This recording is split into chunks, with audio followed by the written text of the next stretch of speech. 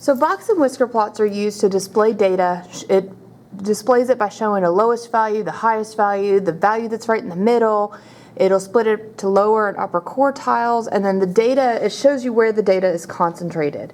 All right, so to create a box and whisker plot, you have to split the data into quartiles. So first you split the data into two parts by finding the middle number. That's the median, okay? Then you take each of those two parts and split it in half by the middle values and find the middle values of those two parts. So those two middle numbers of the two parts are the upper and lower quartile. So a quartile is a section of the data that contains 1/4 or 25% of the data. Okay? The range of the data is the difference between the lowest and highest numbers. And the interquartile range is the difference between the upper quartile and the lower quartile. So Q3, Q1, this is the lower quartile, the first quartile, and Q3 represents the second quartile.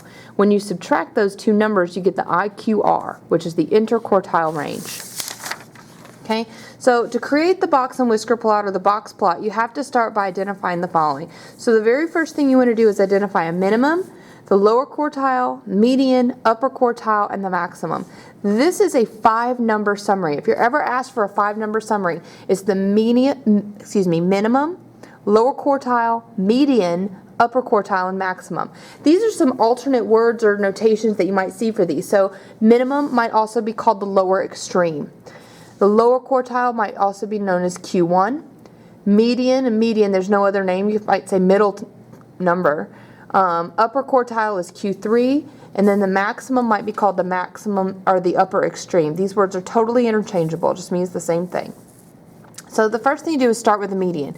So to find the median, you put the numbers of the pieces of data in order from smallest to largest. So you put the smallest number to the farthest left and work your way to the right, getting bigger and bigger as you go.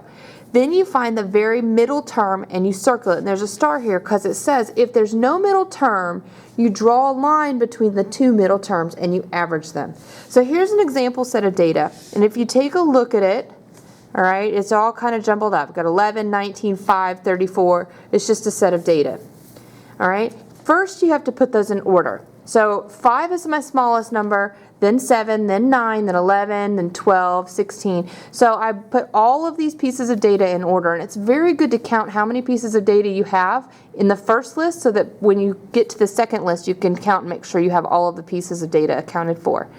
All right, so if I count in from here, and I move in at the same time, I see that I have two middle pieces of data. There's not a number between 12 and 16. So I'm going to draw the line between them, okay? And then I find the median by averaging these two numbers together. So 12 plus 16 is 28. The average is taking that number and dividing by the number of pieces you have, so 28 divided by 2. When you're finding the median, it will always be divided by 2. And that equals 14. 14 is the median of this set of data. Okay? So the lower quartile is the median of the bottom half of the numbers. So once you have the median, you've split that data into two equal pieces, you're going to find the median of the lower level and the median of the upper level, and that's your lower quartile and your upper quartile. So if I look only at this to find my lower quartile, and I count in, I get to a number in the middle, and I have to average 9 plus 11 is 20, divided by 2 is 10. So my Q1 is going to be 10. Then I do the same thing for the upper half of the data. I work my way in, and I get 19 and 25. The average of those two numbers is 22. So my minimum is 5, my Q1 is 10, my median's 14, Q3 is 22, and my maximum is 34. So that is my 5-number summary that I need, okay? If I'm asked to find the interquartile range, which we'll actually use before the end of the week, the interquartile range is take my upper quartile and subtract my lower quartile. So 22 minus 10 is 12. That is my IQR, or my interquartile range. Okay, so then the next thing we do is we create a number line that spans all of the data in the set. So I started at 0 and I went all the way up to 36 because it encompasses every bit of it, 5 all the way up to 34. Okay, then I'm going to mark each of the identified 5 pieces. So I'm going to put a mark where 5 should be, which would be about right here. I'm going to put a mark at 10, which should be here. I'm going to put a mark at 14. I'm going to put a mark at 22. And I'm going to put a mark at 34. Okay? So I have 5 marks for my 5 number summary.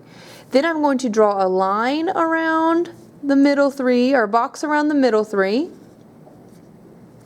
So there's the box, and then the whisker plots come off, create the whiskers off to the edge. All right, so draw lines out from the box at each end of the mark. So that's what that means right there. So this is 25% of my data falls right here, 25% of my data falls right there, 25% of my data falls there, and 25% of my data falls in that range right there. So they're called quartiles because it's a quarter of the data.